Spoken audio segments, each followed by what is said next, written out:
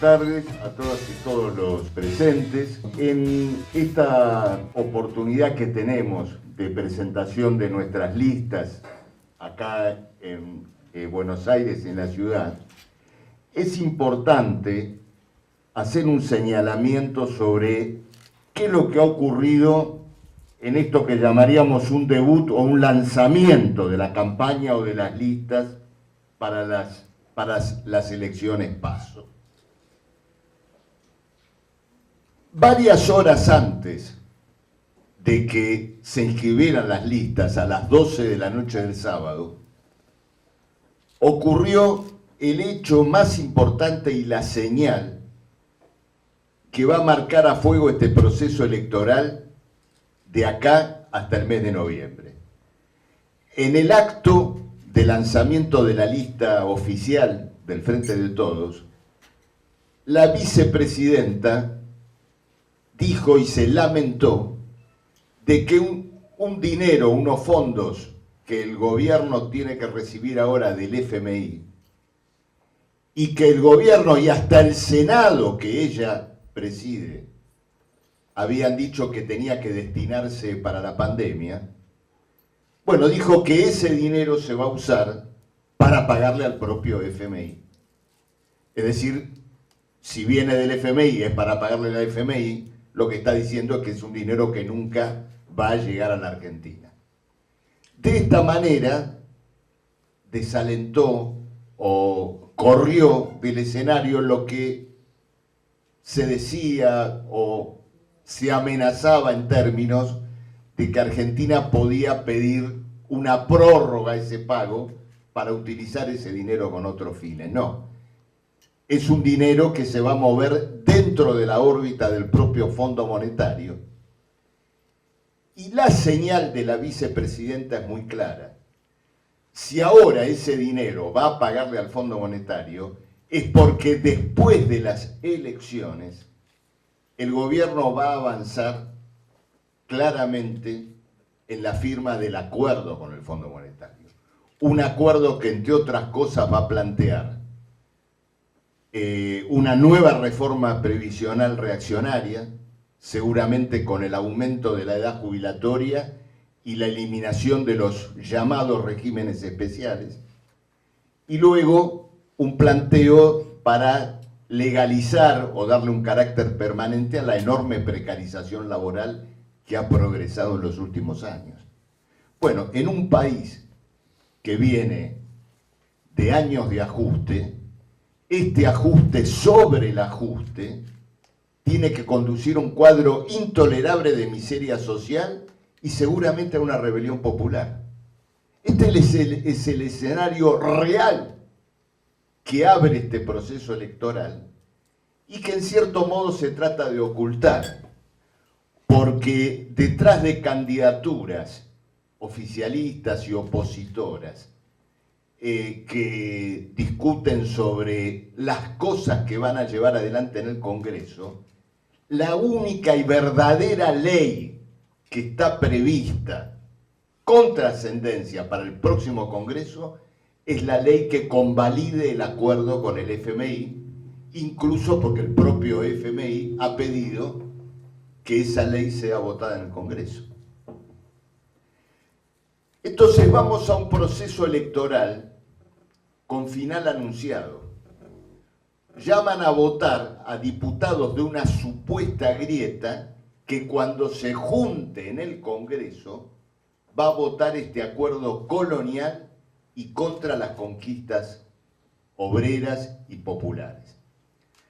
Política Obrera hace este señalamiento, denuncia esta gran impostura que pretende construirse detrás de la disputa electoral y señala desde ya que vamos a ir al Congreso a levantar una plataforma de las principales reivindicaciones obreras y populares que hoy están en juego, a denunciar el acuerdo con el FMI y a convocar a la movilización popular, al método de la huelga y de la acción de los trabajadores para rechazar el acuerdo antiobrero.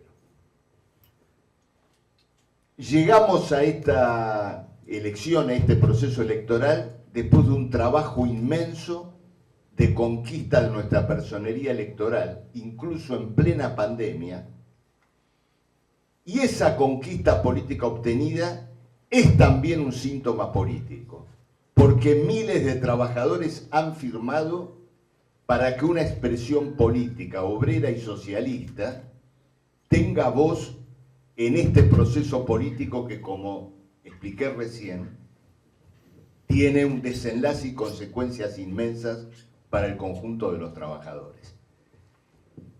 Con esta perspectiva abrimos la campaña electoral que vamos a desarrollar en los barrios, escuelas, hospitales, reparticiones, intensamente durante este próximo mes y medio. Y quiero, si hablamos, ¿no es cierto?, ya de esta lucha, presentar y darle la palabra a la compañera Eva Gutiérrez, candidata a diputada nacional en la lista bonaerense, militante del Polo Obrero Tendencia y protagonista de varias de las más importantes movilizaciones que protagonizó el movimiento de desocupados en estos últimos meses. Buenas tardes.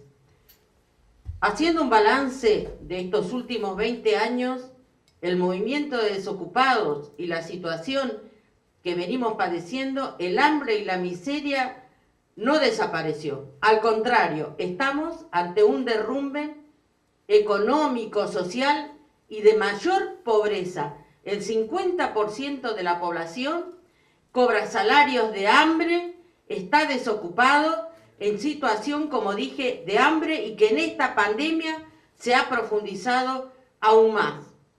Por lo tanto, haciendo ese balance que dije, las políticas que vinieron llevando todos los gobiernos anteriores, estos de la grieta, no ha hecho más que profundizar. Y el asistencialismo que vino de la mano del kirchnerismo, de Macri y de este gobierno de Alberto Fernández, ha llevado a un derrumbe social que es intolerable. El movimiento de desocupados ha ganado las calles, han protagonizado movilizaciones en este último tiempo porque el asistencialismo ha fracasado. Los planes sociales, la tarjeta alimentar no han podido terminar ni con el hambre ni con la desocupación. Política Obrera, los diputados, vamos a denunciar esta situación y la obtención para millones de desocupados del trabajo no viene de la mano de los políticos que ya han gobernado. Es necesario que los trabajadores desocupados, los ocupados, salgamos a la lucha decidida contra una política del Fondo Monetario que quiere profundizar esta situación para cumplir con los pagos de la deuda. Los diputados, los candidatos del Frente de Todos, de Cambiemos, van a votar el acuerdo con el Fondo Monetario que no podemos aceptar, que tenemos que denunciar y vamos a votar en contra. Los desocupados, para obtener el trabajo, para obtener el aumento salarial, es necesario que acá haya un cambio radical. No pueden seguir gobernando los mismos, una clase social que lo único que hace es profundizar el hambre y la miseria. Desde Política Obrera planteamos que nuestros diputados van a votar en contra y van a luchar por otro tipo de gobierno, una asamblea constituyente que discuta cómo salimos de esta situación, cómo llegamos al trabajo si no es de la mano de un gobierno de trabajadores. Por eso el Polo Obrero Tendencia, los desocupados, no solamente que hemos dado la batalla para lograr la legalidad de Política Obrera, para tener una representación de clase, sino que vamos a dar una batalla en esta campaña electoral, en las esquinas, en los barrios, llamando a votar a Política Obrera para tener una voz que luche por los intereses de la clase obrera, ocupada y desocupada, y por un gobierno propio.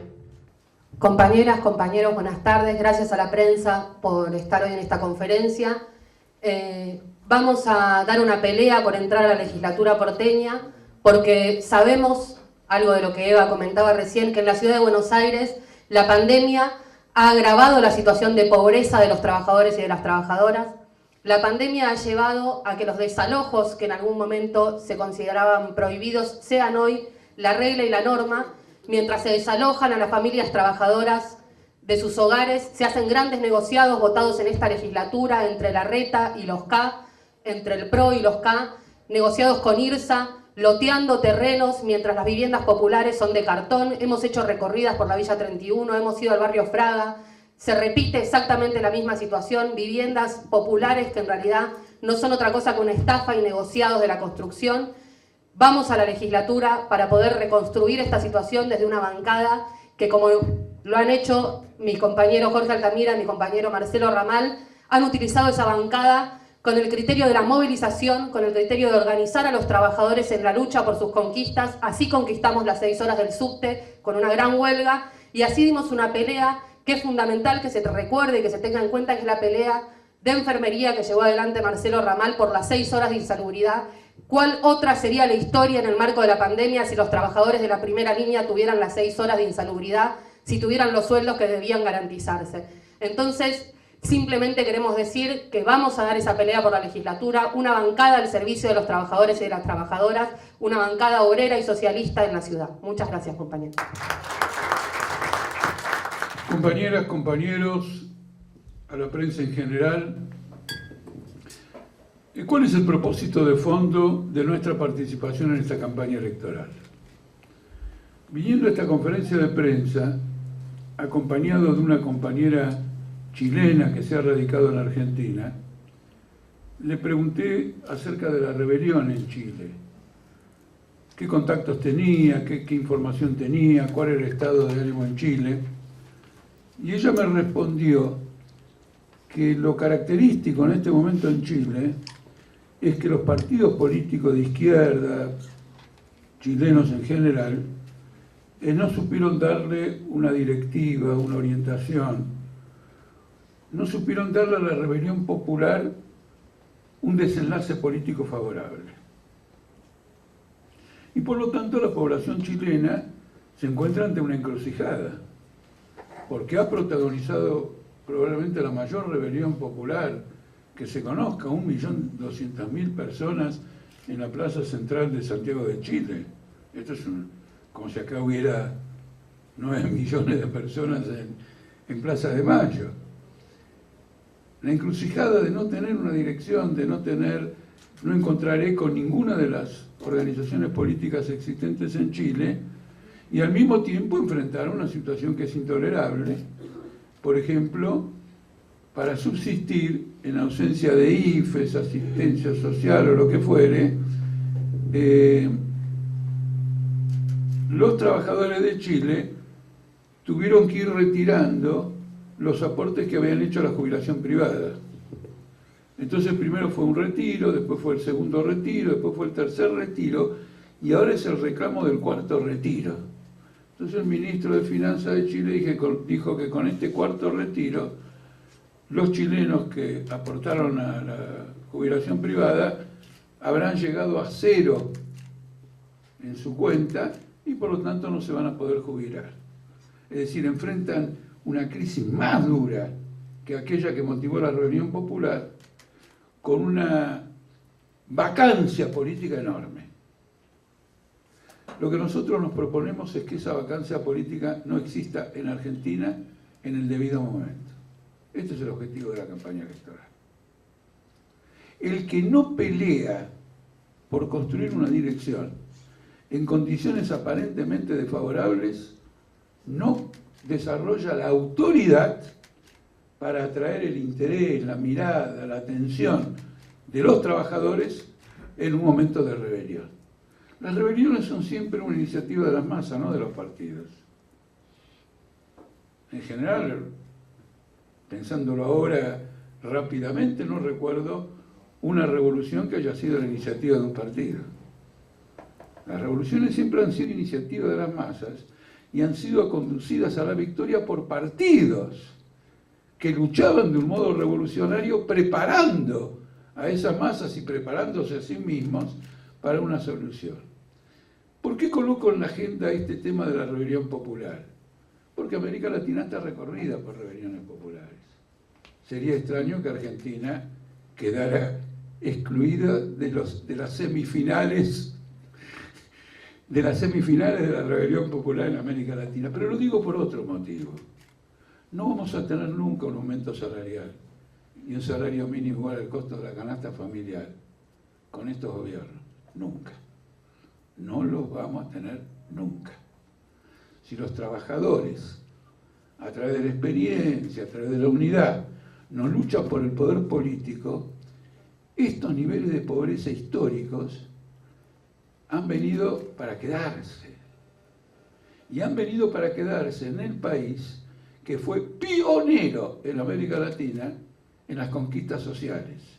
Desde el siglo XIX, con los gráficos y los ferroviarios, no del siglo XX, no del peronismo, desde mucho tiempo atrás. En el gen del proletariado argentino está esta función histórica extraordinaria. Es la clase obrera que ha batido a todas las dictaduras que se instalaron en la Argentina después de 1955. Las necesidades mínimas de las masas son incompatibles con ese sistema. Este es el objetivo. Claro que nosotros vamos a luchar para que nos voten, porque si nos votan, quiere decir que el mensaje llegó. Obviamente. Es como ir a una asamblea y no pretender que los miembros de la asamblea voten las mociones que uno propone, sino que, digamos, sigan votando la de los adversarios. Pero es subordinado a la construcción de una perspectiva política que es el punto débil de las grandes luchas que estamos librando en este momento. Porque en Argentina, en pandemia, está en huelga el gremio de la sanidad. Está en huelga los trabajadores de la salud. Y esto es la metáfora de la situación argentina. En pandemia, trabajadores de salud luchando por el salario, es el resumen del momento histórico que vivimos. Estos son nuestros propósitos. Adelante. Militaremos hasta el final.